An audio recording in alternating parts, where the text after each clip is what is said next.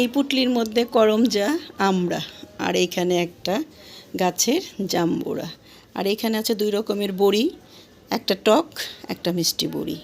আর এইখানে অর্ডার করা চিড়ার লাড্ডু বানানো হয়েছে। আর এইখানে আছে একটা কাসুন্দি দিয়ে ভর্তাটা খুবই মজা হয়, ভালো লাগে খেতে।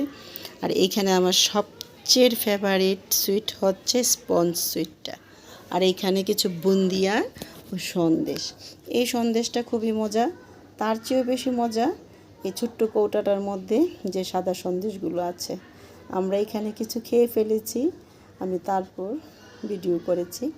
আর এখানে আছে কিছু পাঁপড়, মুগ ডালের পাঁপড়। এই পাঁপড়গুলো অসাধারণ খেতে।